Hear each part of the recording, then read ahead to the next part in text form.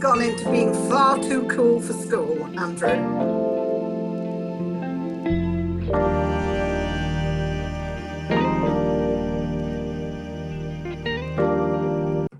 Welcome back, everybody. I'm joined once again by the phenomenal Linda Wright, planning consultant from Planitwright.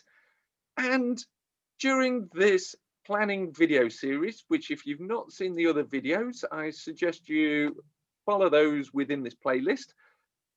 We are going to cover all you need to know about the planning reforms 2020 in today's video. Now, Linda, this all started at the beginning with our introduction to planning. Yeah, it did. We tried to introduce people gently. Now, you know, I'm not going to kid myself. There's a lot of people out there who are at the pointed end of this, yourself included, who are doing development. They're looking at the planning, they're getting advice, they're looking at their spreadsheets and the financials and the viability of things, and they're actually getting out there and doing these things. And they know an awful lot about the planning system and how it has operated over the past few years. Well, the introduction to planning says, hang on a minute, there's an awful lot that has changed and is changing. And I think people also need to be aware of that. And that's what we're trying to do in these videos. Absolutely. And we sort of kicked off those changes with changes to use classes. Mm-hmm. Now, this was quite a monumental change because previously shops were A1, financial services, betting offices were A2s, you got A3s, your restaurants, and then your A4s, your A5s, and then all the other use classes like D1s, D2s, and they got lumped into one use class. Well, they got lumped into three new ones. We got Class E, which is the one that got everything lumped into it: shops, office, professional offices, all of the office uses. They went in part of D1, part of D2. Then we got F1. Then we got F2. All new classes. Formula One racing. No. Lewis. Oh, Lewis Hamilton again. Is he up on your shoulder? No, we like Lewis. And then there's the sui generis. So they put some other classes in sui generis. The reason that was central government put out for this is that, well, even more so now, following a year of the pandemic, lots of shops you can see on your high street, you can walk down a high street, they've gone to the wall. Lots of small businesses have just folded. What central government were trying to do with this new use classes order, radical change, first change radically in 30 years, is to improve the flexibility of being able to change from one use to the other without requiring any planning permission, not even permitted development rights, just not development. You can just go ahead and change in the new use class E. So that there was a buzzword going around at the time, let the market decide. Well, yeah. And then we moved on into permitted development with Demolish and Rebuild in our next video, didn't we? So. Yeah. This is a big one. This has been talked about for 5 or 6 years. It's been bubbling under, and lots of people had said, no, it's a terrible idea. Lots of people, you know, architects and architectural bodies were saying, no, it's a car crash waiting to happen. Please don't do it. But it's come into fruition. Now, there are lots of restrictions on this, and it just means that you can take a purpose-built detached block of flats or a detached building that's in an office use, a B1 type of use, and other uses, B1 use, you can demolish it, rebuild, and add stories on the top. All sorts of restrictions, one of which is that you don't build outside of the footprint of that existing building. So lots of potential there, but also huge number of restrictions. It's a prior approval process. But again, with these new prior approvals, the council can take as long as they like to deal with these applications. there is no 56-day limit. Well, I found one of the quirky points within that PD was you couldn't develop within a military zone. I'm not sure I'd perhaps want to. No. Would you really want to? No, indeed. If there's a tank just in the middle of build something in the middle of a firing range. But there you go. No, that's been there for a while. It's on the office to residential. Everybody's sort of got used to that. Everybody has a bit of a laugh at that, but it's still there. Absolutely. Well, another one that got me that's been around and muted probably 10, 15 years was Airspace Rights, airspace development, adding 2 floors. And it came to fruition this year. I know. Yeah. Quite bizarre. This is another one that's been rattling around for several years, and we've gone all American now, and we've got air rights, and it's about adding 2 floors. This particular one, there's a whole raft of stuff that came in, and one of which is building an additional 2 floors on a purpose-built detached block of flats. But then there are also other classes, AA, AB, AC, AD, very boring, where you can add floors onto mixed commercial use buildings. You can also add a couple of floors onto your house, not to create flats, just to enlarge the house, but you can do that. Again, a list as long as your arm of the limitations and restrictions as to when you can't do this. Lots of issues with dominant feature, overshadowing, overlooking, loss of privacy, all sorts of things like that. So these things sort of hand you something with one hand, but then take away with the other hand. So you've got to be very careful with these things. Well, this was a particularly confusing set of PD rights, because we've got a Schedule 2 AA and a Schedule 20 AA. Yeah. Now, if you're going to create a permitted development right, which is really a prior approval process, don't name 2 of them, AA and AA. Let us A. It's a car crash waiting to happen. Yes. And you did a fantastic summary sheet on this particular one that's linked off the video that you can find on that one. So, I mean, we were just starting to get boggle-eyed at this point. And then Boris opened his mouth and he went, build, build, build. Yeah, he reckons apparently we're going to build our way out of the pandemic.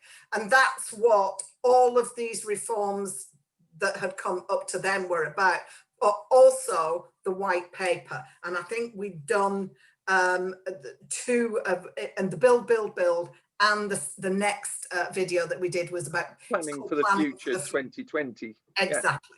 Yeah. And the white paper has only just at the end of October finished consultation.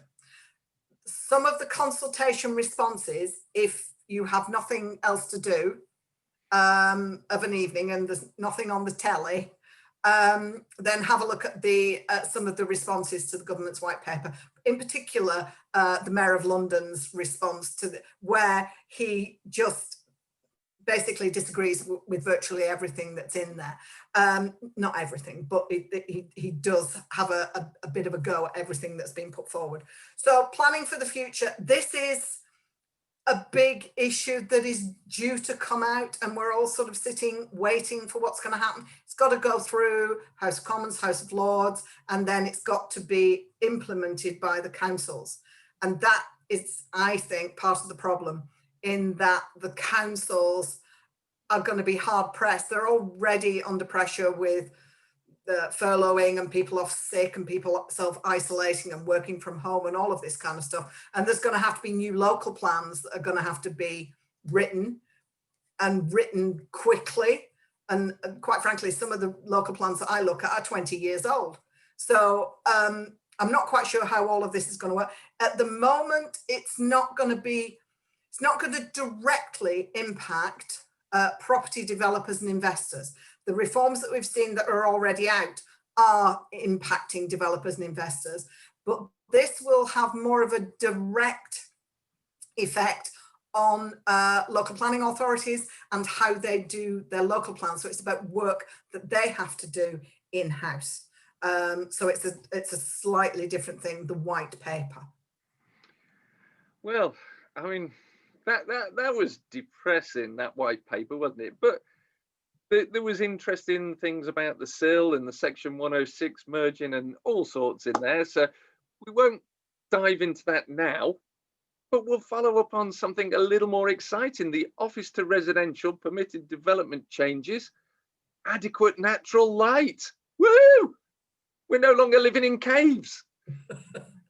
Well, I'm quite horrified by this, that the central government actually had to bring out a regulation and add this to the office to resident or our prior approval conversions, all of them, to say that adequate levels of natural light to all habitable rooms must be provided in these. I mean, you mean that previously there were development proposals that didn't provide adequate level? As you say, we're going back to living in caves. But there was an appeal. There was an appeal decision that came out where an inspector allowed a development with rooms without adequate levels of natural light. And I think that was the catalyst that meant central government said, hang on a minute, we've got to do something with this. So adequate levels of natural light must now be provided. And not only that, it's a much more onerous submission to the council. You have to provide drawings, you have to show where the windows are, adequate levels of natural light, layout drawings, and if you're changing the external elevation, you have to provide that as well. I might kind of argue that. I think if you're not changing the external elevation, then there shouldn't be any requirement to provide that. But that is one of the criteria that has been introduced. And if you're not providing adequate levels of natural light, then the council must refuse. So it's a different emphasis there. Mm. It's a really interesting point, the adequate natural light, because I've actually seen some raging debates on social media where some planning consultants have said you've got to go and put the windows in before you can submit the application to demonstrate you're providing the adequate natural light. My view is you have to demonstrate how you will be providing the adequate natural light in your drawings, in your application, and that is part of the process. Yeah, I agree with you. Anyone who says that you've got to go and put the windows in first, that's nonsense. This is a proposal, so you show where the windows might be. Now, that might mean that on your prior approval, you're going to get a condition that says you have to submit a full planning application. If of course you get prior approval of the council, you have to then subsequently submit a full planning application because you are changing the external appearance of the building. That's the way round that I would do it. I think that's the common sense way to do it. But yes, what people have, and I've had conversations on social media myself about this, what people fail to realize is that the prior approval under class, the old class, the current general permitted development order class O, only grants consent to go from class O to class C3. It gives you the principle of the change of use. It doesn't also grant works, and if you're changing the external elevation in a material sense, then you have to have a full planning application. You've already got the principle of residential established, and the likelihood is, provided your changes externally are okay, it's going to be approved. But it still has to be done. And the likelihood is you'll get a condition on that. Well, I totally agree with you. And I sort of took it by going back to the statutory instrument and reading it. And it says how you will provide for adequate natural light in the dwelling. Now, if you've got an office, you can't put the windows in first because it's an office, not a dwelling. There's a subtle different, and it's about terminology and language and interpreting and finding the gaps, which is what we've done in these videos to help everybody interpret them. Exactly. But I mean, don't make life hard for yourself. Don't go starting to do the work to a building. You need to know that you're actually going to get the prior approval to convert it to residential. And by the way, this is class O to class C3 residential. You do not go straight to HMO, to class C4 or sui generis. It is about going to flats, not HMOs. That requires a full planning application. It's a different issue. Well, talking applications, we did a video on planning application fees and how councils for £96 couldn't really economically deliver on a permitted development. And there's new planning fees, and we debated all about that. And I think what I said was I wasn't getting out of bed for 96 quid. I do feel for the councils in having to deal with these sometimes quite complicated planning applications for £96 for, you know, tens of flats.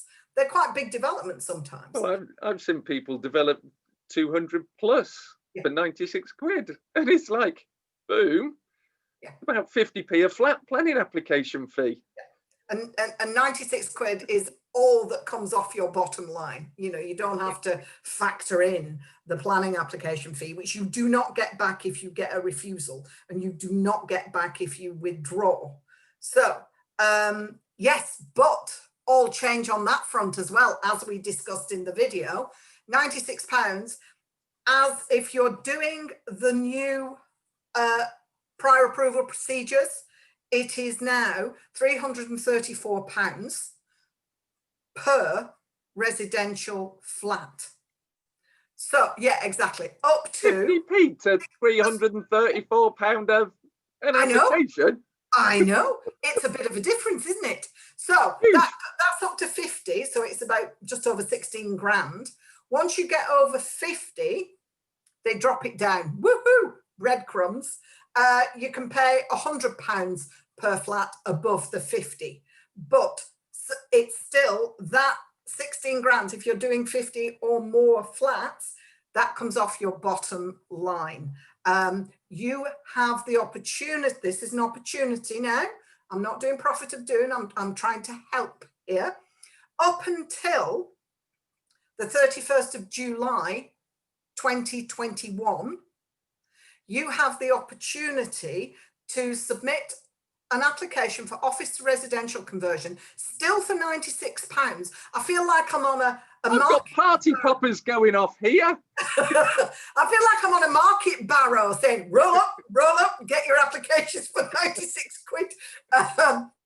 Not 100 quid, 96 quid, madam. So just you can. £96, my lady. Just for you, yes. So for up until the 31st of July 2021, you can still submit an application for office to residential for £96 under the old general permitted development order, under the old system. After that, as from the 1st of August 2021, it will all be dealt with under the new system, and it will all be the new fee system. So, or to be perfectly honest, the likelihood is the whole thing will change again, and we'll have a different system. But the basic principle of this is the prior approval system as we know it, Jim, is not going to be the same. It's going to be a lot more onerous. There's going to be a lot more hoops to jump through, and it is going to be more expensive. It is not going to be what we've had for the last few years. It's going to be a different system. Linda, I mean, what do I say? You absolutely took my breath away with the next one when you told me size really does matter. I know most men say that. No, and that's part of the problem. This was an announcement by Robert Jenrick, who said, "Do you know what? We're going to make Bob the Builder Jenrick." Rob the Builder, yeah, Rob the Builder Jenrick Yes, that's Rob the Builder, Genric, made an announcement that in the future, and they didn't say when, in the future, at some point, all permitted development, well, it's not permitted development, we know that, all development under the prior approval system would have to comply with the nationally described space standards. And that is very similar to one of the tables, the housing tables in the London plan. It's been there for a while. It came out in 2015, additional notes added in May 2016. But there was no timescale on that. And so we all sort of sat around. However, before Parliament on the 11th of November was the statutory instrument that brings in the regulations that says thou shalt comply. So all prior approval applications, even the ones being done under the old system until July next year, as of the 6th of April 2021, must comply with the nationally described space standards. That means an absolute minimum of 37 square meters. And this is for all of the old general permitted development prior approval procedures, class M, N, P, PA, O, not done that in chronology, in alphabetical, and class Q, and then all of the new ones under part 20. So all of these will have to comply with the nationally described space standards. Absolute minimum, one person, one bedroom, 37 square meters. 38 if they have a bath, not a shower. 39 if they have a bath, not a shower. Yes. Oh. No, but I stand corrected. There are some notes under that. So you need to look at nationally described standards May 2016. So it's been around for a while. Shouldn't really come as a shock. That is the absolute bare minimum. It's not a yardstick to go down to. Lots of people are saying, well, why? It's just going to force people into HMOs and all of this sort of stuff. So this came out into actual being force as of 6th of April 2021.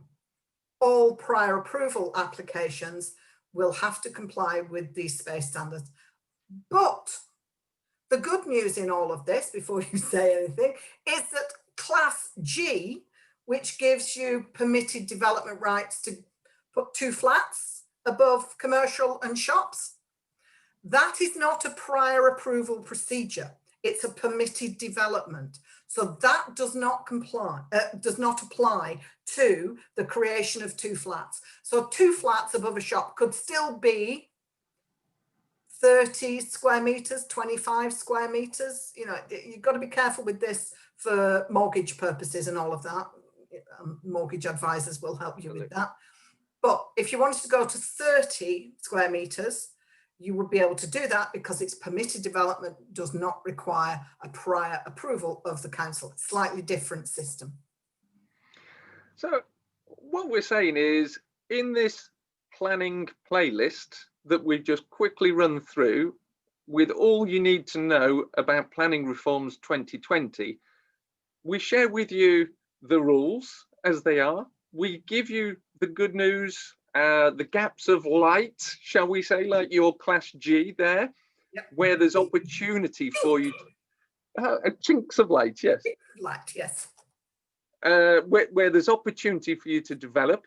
And we cover introduction to planning, changes to use classes, permitted development, demolish and rebuild, permitted development, add 2 floors, Boris's build statement, the planning for the future 2020 white paper summary, Offce to Resi, permitted development changes, planning application fee updates. Size really does matter when it comes to planning, says Linda, and the new nationally described space standards. All of these and more are for you to watch at your leisure, catch up on. By all means, share this with your friends. give Linda a big thumbs up because she absolutely loves it, and drop her a comment below because some of the comments we've had are hilarious. I mean, what were some of the comments we had about HMOs and nationally described space standards? People are oh yeah, people are going to be driven. People are going to be driven to house sharing and HMOs because there's not going to be enough flats, and people like micro flats. Well, maybe, I mean, we had a discussion on one of the videos that there should perhaps be a new use class, a class C5, to go from C4 to C5 and do micro flats or cluster flats where that are self-contained and quite small, but also have a communal facility in them as well. So, you know, but there's no specific use class for those in the current planning system. So if you're watching this, Rob, the builder generic, planning class C5 is a request from Linda, a serious request for the development of specific quality micro flats. You heard it here first, thanks to Linda Wright of Planitwright, phenomenal planning consultant. So Linda, how should we wrap up today? Either go and have a large stiff drink or have a lie down, which well, there's lots more to come. This is just, you know, hashtag planning reforms 2020. There's the white paper still to come. That is going to have some implications, but it's not at the pointed end. It's what local planning authorities are going to need to do with their local plans and their procedures. So it's not going to have an immediate effect, but into 2021, I mean, there's not that much is going to happen probably towards the end of 2020. Mr. Johnson's still got Brexit to sort out. But into 2021, I suspect there are going to be more regulations, more things to take into consideration if you're a developer or investor in planning terms, and just more possible pitfalls that we'd like to help you avoid. So as we've said before, watch this space. Stay tuned, because there are more videos coming out with the delightful, delectable Linda Wright. I'm Andrew Roberts, and it's thank you from me. And it's thank you from me.